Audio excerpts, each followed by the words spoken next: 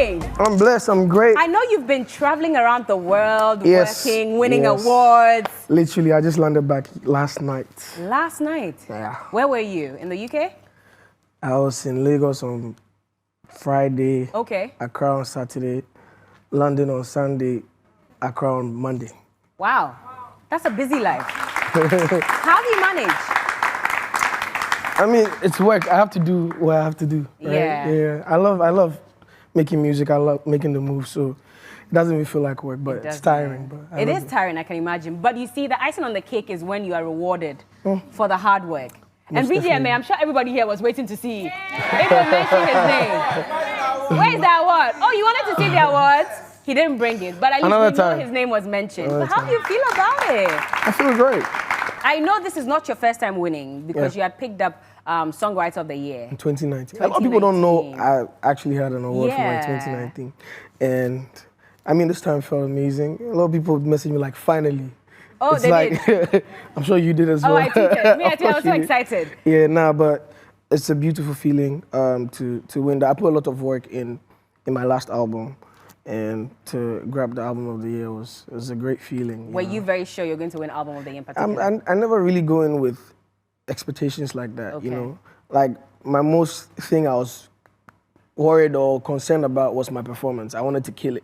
Oh, you did? Of course. Like, I wanted to smash it. So I was like, yeah, let's go in there, let's have a good time, entertain the people, you know, make the fans happy. And that was the most important thing. And I was like every time, whatever happens, like, yeah, if we carry some, go house, chop life. If you don't, we go tweet. If you don't, we go tweet. You know, so I wasn't even there. You know, literally when I performed, I had left because I had to go do something. Oh. And then I heard that. I'm like, oh, okay, where's the tequila? I know. Nana picked up one of your awards for you. She did. And then there was Album of the Year. So, but that's in particular. I mean, it's come under a bit of contention. Yeah. 5 Star, I absolutely love it. I love How Dare You. Surprisingly, I mean, that's like my favorite on it. But there were a lot of people who were also not so sure if it should have come to you or it should have gone to Black Sheriff. I'm sure you've heard that, you've seen tweets about that. Of course. I love Blacko. I love Blacko's album. I think he's done an amazing job as he continues to do. But when it comes to things like this, like, even the times that I've been nominated, I didn't win. There are so many people who thought I should have won when I didn't. But it doesn't mean whoever won didn't deserve it. Exactly. And I respect it, you know. And I heard him speak as well. He said the same thing. You know? He did. So, big love to Blacko. He says your album is one of his favorites. His is one of my favorites as well. Is it? Yeah, nah, I love Blacko, he knows. But you guys haven't worked together yet? We haven't, but... is it in the... We actually do have a connection, like we actually vibe. Yeah. Sometimes, not because we are friends, we force a collab. I like it to be very natural. Okay. Like I knew Sako there for like 4 years before we made one song. Same thing with R2Bs, you know what I mean? I knew Whiskey for like a long time before I made a song. But it doesn't mean, you know, we won't make it. Because I love Blacko. Actually, let me not say it. No, tell us. No. We want to hear. No, we plan on working, so. Oh, you're going to say something more than you plan on working. What is it? We plan on working. So happen to... Big Smash, of course. Big Smash? Yeah, Have you recorded already? It's coming. Bella Small Sunny. I suspect that's what he was going to say. And then you realize, hey, let me hold on. But what's your favorite song on 5 Star? Ooh. Favorite song, I'd have to say... I have a few. Okay. Ginger? 10,000% Ginger. I love Ginger as well. How Dare You? Slow Down. It's like one of the favorite songs. Yeah. One of the, like my favorite songs I've written is Slow Down. And Yasantua? Yeah, I love Yasantua, but I really love Iniesta. Iniesta as well. Yeah, I love that too. I love the album, man. Like I had fun making it. After I dropped As Promised, the second one had to like I had to put in a lot more work because it did so much for me in my career. And I'm thankful after I dropped a 5-star one. It's gone amazing. I went on a world tour, you know, came back, done Promised Land. We bagged a couple of awards for it. So, you know, these are the kind of things you pray for. And when they happen, it's amazing. And, you know, we keep going. Promised Land? Yeah. Huh, that night. How were you feeling like? Because there had been some, you know, controversy before the event. And there were a lot of people on Twitter that were saying that we're not going to attend this concert. We're upset with Kim Promise. Did it get to you? My fans always hold me down, you know. I knew they were going to come out for me. Oh, you were there? You were there? Hold me down. How was it? No, but you really pulled the crowd. And it was incredible. Listen, I was very thankful. I'm not going to lie. like you said, it was a lot of things leading towards the event. So I'm human, you know. Yeah. It's up to me to not let me down or even let me doubt that it was gonna happen. But King, so that I didn't. Like you said, we're human. Sometimes the comments will get to but you. that's what I'm saying. It's you letting the comments control how you feel or how you. I don't let it let me down. Because at the end of the day, people will talk regardless. Yeah, you know what I mean? Like they everyone is like entitled to how they feel. Yeah. And all I can do is my best to make sure that I make it up to everybody. Exactly. You know. And I was looking forward to smashing. I had some friends come in, and that's like one amazing night I'll never forget. Oh, Promised Land? I'll never forget it. Why that in particular? The whole year was amazing. I dropped my second album. I go on a world tour. I come back home. I do my festival. In the whole like nutshell, that's like one night that topped it all for me. I'm like, whoa, what a year. What a year. Yeah. But let's go back to VGMA because it looks like a lot of people have been disappointed for so long for the fact that you keep getting nominated and you don't win. I don't know how you have felt over the years. I've seen some tweets here and there where I've even asked you about it and you say at the right time I'll talk about how I feel about the industry. Yeah. Prior to this one, was there ever a time when you doubted that people really loved you for who you were? No, it's not the people, because whenever I drop music, it goes crazy. So I knew like the fans do support me. Do you understand what I mean? But obviously, even with the VGMAs, there were times where I've had advice from different people like, cancel them, don't go again. People told you that? Oh, of course. Like people say a lot of stuff. It's up to you to make what you want to make of it. Do you know what I mean? Did you ever want to? Cancel the VGMA? I always still went and performed. Even when I didn't win, I go the next year to perform because it's about the fans for me. Oh, it was about the fans? Yeah, of course. So you were never angry with the organizers or anything? That you people, when I come and perform, you still don't have any direct connection with people in there. Yeah, I'd be angry. How can I record songs every year and you don't give me an award? I mean, you know, that's the thing. Award or not, I'm born to do this. Like, I make this music from a special place where it's not because of awards, you understand? Yeah, so for that fact, when we get an award, we drop bangers. Yeah. When we don't get an award, we still drop bangers. You know what I mean? We just keep going. You've been doing that. Yeah. But there are industry people who are also saying that for some reason you've been very laid back in terms of promoting yourself as a brand. Is it? Which is why you're not getting the accolades like you deserve. I got 2 awards. I'm still doing the same thing I've been doing. Do you think that you've been laid back yourself? I'm not necessarily. Like, when I put music out, I'm a very, like I persevere and I push. That's just who I am. Just like I drop my new song, I'll come on here, I'll do all the other things I have to do. The issue I've heard from the industry is that I'm probably not close to a lot of people. Are you not? And, I mean, I have my friends, I have a very small circle, but I do what I have to do, you understand? Yeah, so that's really it. But I don't have no problem with anybody in the industry. Like, I'm a cool guy, bro. Like, when you meet me, I'm just fun, I'm just chill. You know me. Yeah, you know? I do. So, is it deliberate to have a small circle? I was brought up where it was just me and my sisters and my immediate friends in my neighborhood. You know, it wasn't like such a huge, like, too many friends here and there. My father always taught us to keep it like, exactly. So it's like, I just take it easy. You grew up with your sisters. That means you know how to treat a woman. Yeah, I have 3 sisters. You know, I'm the only boy. So you're the only boy. Are you the oldest? Yeah, I am. Oh, you're the oldest. So you must pamper them a lot.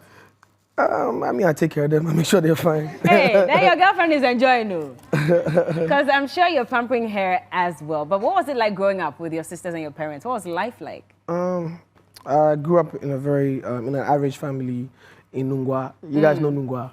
Yeah, man. Why are you asking us like we don't live in Ghana? I'm just asking now. But yeah, Nungwa boy, calm family. My parents have always supported us regardless, like, whatever paths we've all chosen. When I started making music, they had no problem with it. The only thing was to make sure I finished school. Okay. So I went ahead and got my degree and still, you know, do. So you have a degree in what?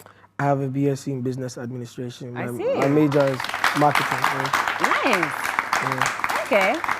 So my parents are the most loving people, most supportive. My sisters are amazing. They're super proud of, you know, what I've been able to achieve. I'm super proud of what they are also achieving as well. And yeah, it's just a very loving family, you understand, with a lot of support for each other. I see. And they never had a problem with you doing music at any point? Yeah, school. Because I'm the first kid, I have to leave something for my sisters to also like follow. We don't have to do the same thing, but at least the right path is very important. So they had no problems with it as long as I was carrying myself properly. What's the one thing that you learned from your parents that has stayed with you, even at this point when you're like a superstar? Just humility, you know. Okay. Humility, man. Like, it'll take you places. Like, don't let a lot of things get to your head. Don't think you're better than anybody. At the end of the day, nobody knows tomorrow. Yeah. But it doesn't hurt to be nice. It doesn't hurt to be a good person. Do you know what I mean? And that's how we are. That's nice. It doesn't hurt to be nice. Are there times when you're not in the mood to be nice, but because of who you are, as Kim promised, you have to force a smile, take a selfie when you're not in the mood to be nice, but maybe just tired. Like, I just want to sleep. Yeah. But you know, this is the path I chose. This is the job I'm doing, and I have to show up every time. You know, regardless whether I'm in the mood or not. You know, sometimes just that one act will make someone's whole day or their month, or just maybe they're going through something and just a hug or a picture will just put a smile on their face, and I live for that. You know you do? Of course, I'm here to make you guys happy. What makes you feel fulfilled? Do you feel like you've reached the pinnacle of your career yet? No, 10,000% not. We're just scratching the surface right now.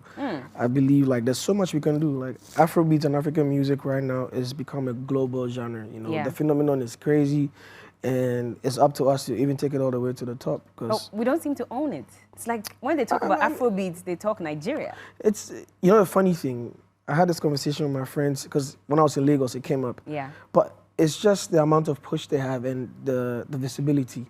But we've had songs from Ghana that have done equally well as well. Like when I dropped Commando, it went #1 in Amsterdam. I live in Ghana, you know, but it done that. Yeah. You know, Slow Down doing great. I charted in the UK with Ring My Line, Kweku the Traveler, smashing it, Sugar King, smashing it. It means our music can do it if we really push it. But the Nigerians seem to know the trick, and they seem to handle things well, and there's like so many other things that are involved that they have in place that makes their music like travel the way it should travel. And I think rather than compare whatever, we should actually just learn from it, because they're actually doing something beautiful that if we move tactically, it's possible that we can both do, you know? When you say they've learned the trick, what is the trick? Having an aggressive spirit with regards to like pushing and knowing that you deserve it and you can get it. Like it's just a spirit about Nigerians. Like, when you meet them, they are very go-getters. Like nothing. A Ghanaian might want to be bigger than his other brother, you know, but a Nigerian wants to be bigger than Obama or Drake or Michael Jackson. That's how they think. So it's like that sense of like, like why not me? Is amazing. And they actually, let's not lie to ourselves, they make great music too. They do. We played a lot in Ghana, you know, everywhere you go you hear it, and you know. When you go to Nigeria, do you hear a lot of our songs there? Unfortunately not a lot, but I do hear do you hear your songs? I hear Jackie, I hear Black Sherif, Yeah. you know, R2Bs. Do you hear your song? I do hear my Oh, song. you do? Yeah. Okay. From 2019, I've been constantly like on the radar in Nigeria. I was the most played non-Nigerian on Nigerian radio from 2019. Really? Yeah, with CCTV. So it's like I kept that up and I just kept dropping, you know. So. There's a connection you have with Wizkid as well. Yeah. I mean, I know this is brotherhood, but beyond that, is there like a business element for you where you know that because of how big Wizkid is, it helps you to also push your brand? It's never really been about that. Like I'm friends with a lot of other Nigerians. Like Mr. Easy is my best friend, you know. Oh, that's your best friend? Yeah. I didn't know that. Me and Easy being friends before we even had a hit song. Okay. You know. But that's because he was here longer. Yeah, we actually met in Ghana. But I've known Wiz from like before I even had Oh Yeah. Oh, okay. That's like 6 years ago. Yeah. Before that, like probably the first time we spoke was probably like 2016 or something. And I wasn't like a superstar. So we actually do have a connection. And I know David, you know, I know Berner. Like these are people that I actually do know. And it's never been about, I mean, collaborating, I'm not going to act like it doesn't do anything for both of us. Because when we made Tokyo, it did a lot for my brand. When me and Easy done Baby I'm Jealous, That Baby, all of that, it's done a lot for me. But it's the same when I've done music with Sarkodie, it's done a lot for me as well. Do you understand what I mean? So it's just whatever reach and whatever target you set for yourself. You know what I mean? Yeah. And doing something with Nigerians kind of like is also like a trick. Like it kind of like does something. I was speaking on TV with one person who says he's the chairman of the Table of Men. They support the gospel industry. And he said that he loves you. He just wishes that at this point your brand would have been as big as Wizkid because of your association with him. No, like we're two completely different people. That guy's been in the game for how many years? That's why he's where he is, because he's worked hard. I'm a young OG. I'm new in the game. You know what I mean? Yeah. I'm only 6. It's probably like 15 years. So it's a journey. You understand what I mean? And it might happen overnight for some people. It might not. But I'm very proud of what I've been able to achieve and where I am right now. Yeah. And what I seek to take it. I'm proud of you as well. I'm like one of your biggest fans. I know you hear that a lot, but I don't think I hide it from you. If I have to tweet, I will. If you I have to actually show me a lot text of love, and because I've known you from when I started as well. You know, we've come up the ranks. Like I've seen you. Like I'm telling you about your show right now. This is amazing. You know, when you were on radio, so you know the journey. So it's always love. You understand what I mean? But I'm always very thankful to be in this position where I represent my people. You know, when I travel, when I'm touring, it's like it's Ghana to the world. You understand what I'm saying? So I play my part. Yes, you do. What's with you guys and all the ice and the blinks and stuff? It's like, Charlie, what you guys hit? No, you guys bling out. Literally. You like what you see? I love it. You guys love what you see. I mean, you got rings, so I got a ring as well. We're talking about ice. You like my watch? It's really nice. How about my chain? 5-star. I love 5-star, right? It must cost a lot. Yeah, it does. Can we go into how much these things cost? Can you buy our careers? No, but it's beautiful. Thank you. What has been the most difficult part of your career? Most difficult part? I don't think like there's been something that it's been so difficult that it will stop me or anything, you know? Like, I feel like it's life. You go through trials and tribulations, but those ones like teach you, because when you get past it, you know, it strengthens you mentally, emotionally, and even making music. Like I try to have fun with making like my music. I don't go into the studio worrying myself like I have to make a hit. I go into the studio to have fun, because at the end of the day, if you're born for this and this is actually a talent God has given you, you didn't give it to yourself. You can't force it. Yeah. So for that, I live my life freely, man. Like, I just make music that I like. I don't make nothing that bother me. No if you know me, you could not. I don't make nothing. You just live your life. I just do my part. As long as my people are happy, my fans are, you know, getting the supply, my family is good, I'm blessed, man. You are? Yeah, I'm okay. But tell me about working on Terminator. Terminator is one of those songs where, like, right when I made it, I was like, this has to come now. Yeah. I had other songs that was lined up to drop, and then, like, when Q Beats finished it, I'm like, what the hell is this? Like, this is such a bop, you know? Yeah. And it was just about the moment and how we felt, and we felt like if we drop it, because it was feel good. We were just listening to music, sharing ideas. Then he played a beat. I went home. I didn't hear him finish it, but when I came back the next day, I was like, wow. And I just said how I feel. Like, everything on that song is real. Maybe that's why people really connect with it. Yeah. I'm saying I'm at a point in life, if you understand me, you really don't care. You know, I've been in this game for 6 years. It's just my story, and I feel like it just connected to a lot of people, and the beat is a smash as well. Oh, the beat is a smash, man. It is. Shout out to Q Beats. Yeah, it's been how many weeks since you dropped it? I dropped it the day before the VGMA. Oh, really? Why did it feel like I had heard it already? So that means that the moment I heard it, I probably loved it then. Yeah. I did a little challenge like online before it came out. Okay, then that's how I saw it. That's when I started learning the dance. So it's taking me how long? Shout out to Dance God Lloyd, man, my boy. I know, he's done a great job with it. He has. And maybe someone here is going to do that challenge too. Who's it going to be? We should do it together, you know. I like to do it with you guys. Yeah, there. And you. And who else? I need a lady. Oh, she can do it too. Can you do Terminator? We'll get to that shortly. But beyond Terminator, are you releasing anything soon? Or that's what you're promoting now? I mean, that's my first single of the year. Obviously, there's going to be a lot more to come. I'm packing it. Another 5-star album? I'm packing another album. Most definitely. Another album is coming this year? I don't know whether this year or not, but I'm already working on it. Okay. It could be here before you know it. Is it? What will you call it? 5-star Volume 2. I'm looking for it. When I set the name, I'll let you know. But I'm working on like the best music I ever made yet. Okay. I'm having fun making this music, man. Any collaborations coming up? Yeah, most definitely. Wait, Terminator, did I see Burna Boy jam into it? Was that it? Oh, that was cool. So that means a collaboration is coming.